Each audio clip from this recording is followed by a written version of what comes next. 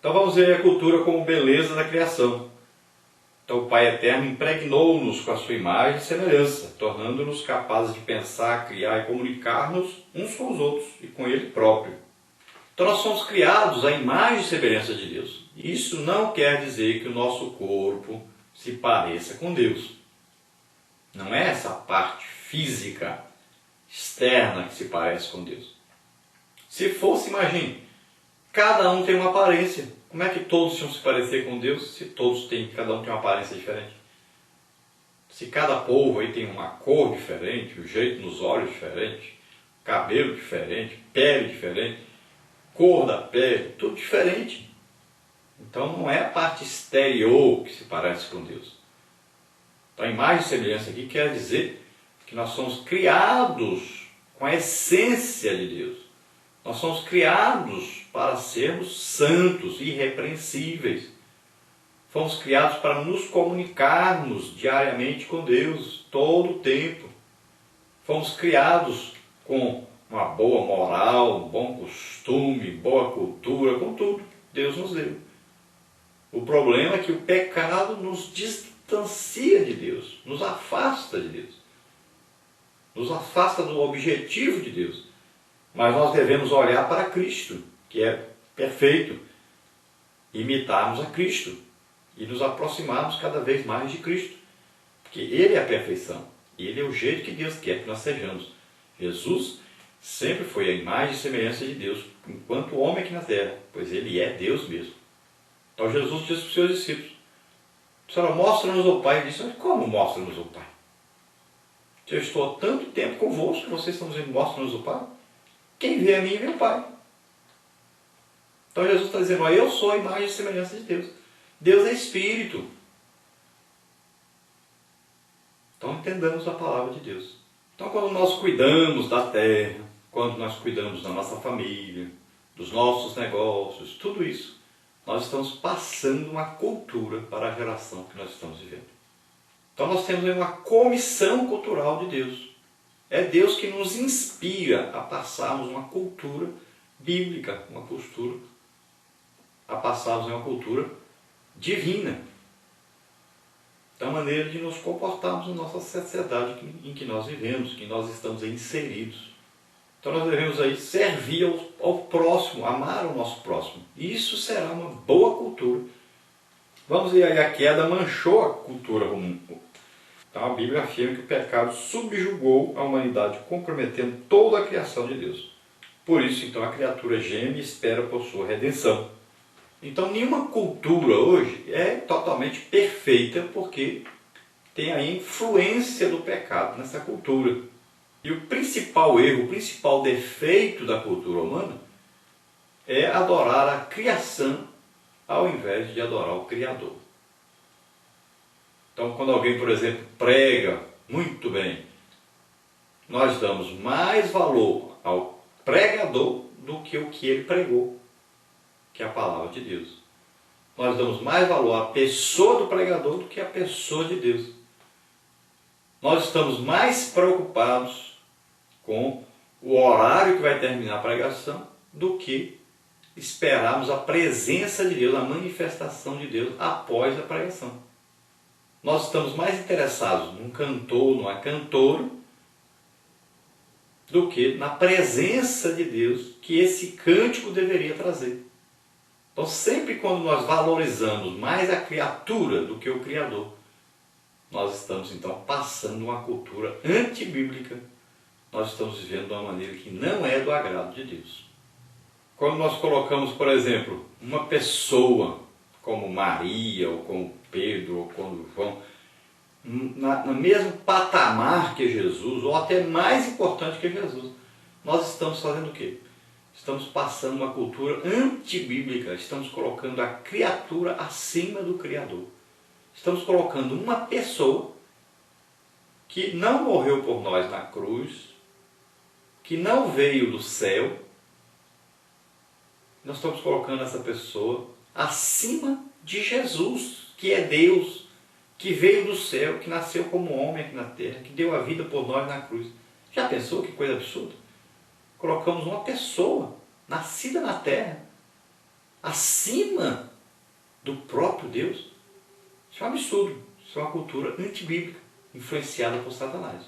Então temos que tomar todo cuidado com a cultura, com os valores que passamos. Na nossa parte 2, temos aí exemplos bíblicos de relacionamento cultural. Então temos aí 2 pontos. Daniel discerne a cultura babilônica e Paulo, Barnabé e a transformação cultural em Listra.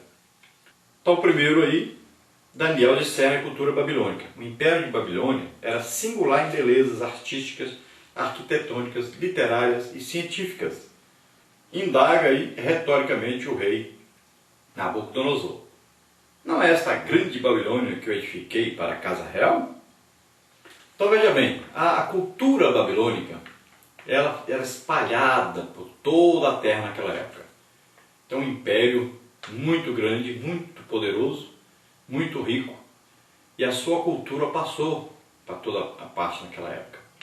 Nós vamos ver aí que o portal até a entrada de Babilônia era conhecido naquela época e até hoje é conhecido. Esse portal aí de entrada para a Babilônia. Os jardins de Babilônia, conhecidos como maravilhas do mundo até hoje. Coisas maravilhosas aos olhos humanos, né? Que eram jardins sobrepostos aí. Ninguém fez os jardins como havia em Babilônia. Então, são coisas da cultura da Babilônia que influenciou toda a sociedade da época. Se nós olharmos aí o código Hammurabi, por exemplo, foi uma coisa estrondosa que invadiu toda a terra, né? Eram códigos de leis aí, escritas, né, para governar a sociedade. Olho por olho, dente por dente, já existia esse código aí. São coisas baseadas, na verdade, algumas coisas, na palavra de Deus. Que palavra de Deus? Talvez até não em palavra escrita, mas em palavra transmitida de pai para filho.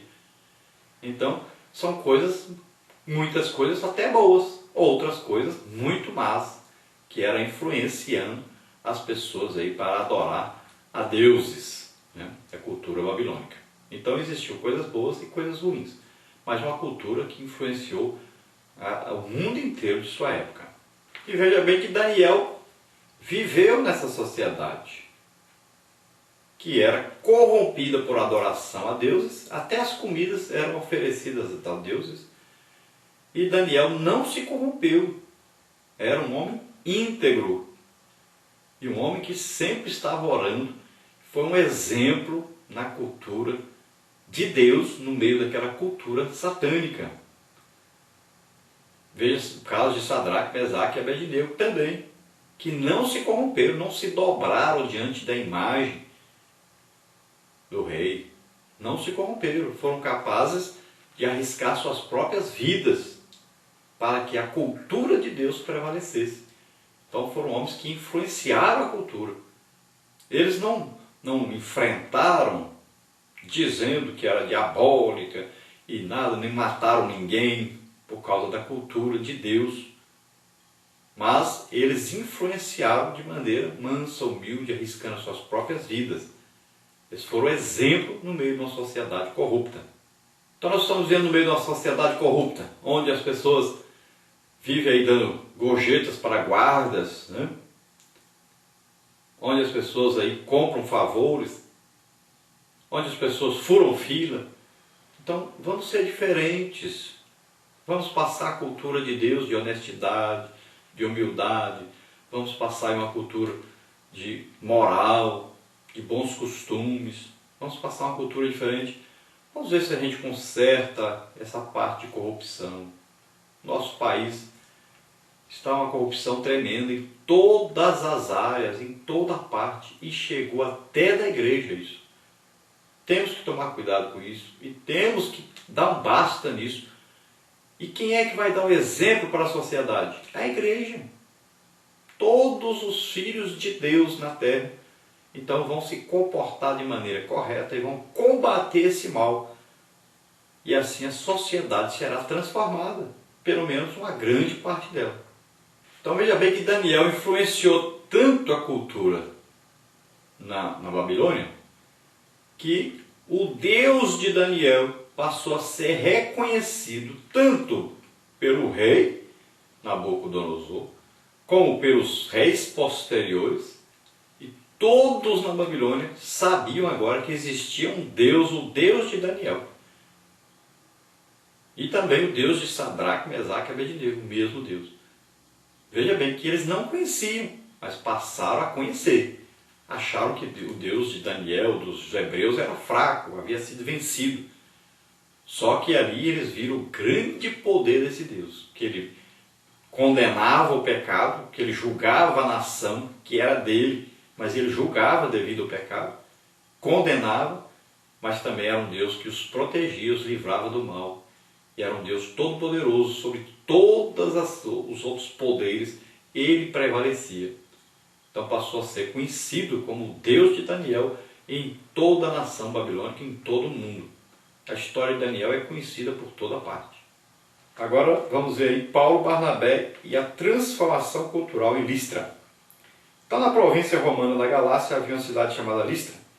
O templo de Júpiter e de Mercúrio ocupava o centro da cidade, cujos habitantes, de ascendência cultural grega, acreditavam na humanização desses deuses.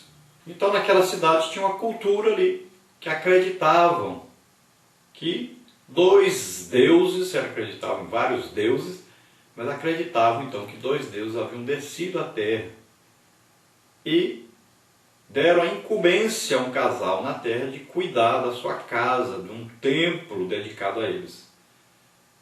Então, como eles acreditavam que esses dois deuses se materializavam e se tornavam pessoas e vinham à terra, quando Paulo e Barnabé estavam ali, que Paulo pregava o Evangelho, e ali havia os sinais, prodígios, maravilhas, e os milagres começaram a acontecer, eles disseram, então os nossos deuses aí desceram à terra novamente, estão entre nós. E aí foram oferecer sacrifícios ali a Paulo e Barnabé, achando que eles eram então deuses descidos do céu, que vieram visitar sua casa, aquele templo que eles tinham ali construído em homenagem a eles.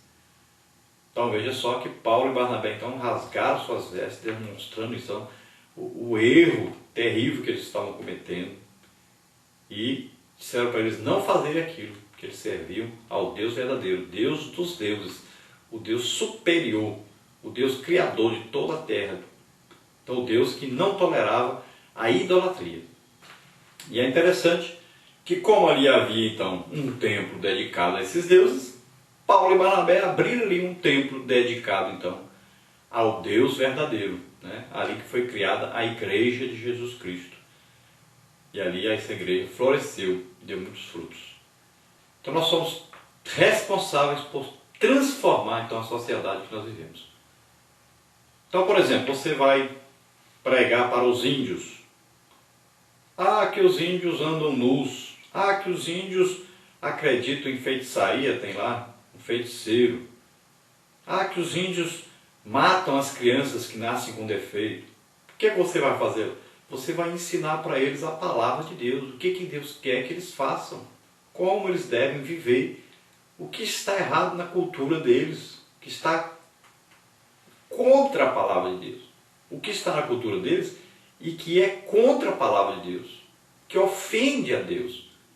E você deve ensinar, você deve confrontar a cultura que é errada, que é contrária à palavra de Deus, e deve ensinar o que agrada a Deus. Então você fala o que desagrada e fala o que agrada a Deus. Então deve-se passar a cultura verdadeira, a cultura de Deus. Nós não devemos nunca ficarmos calados diante do pecado. Nunca devemos concordar com o pecado. E nem fazer de conta que não viu o pecado.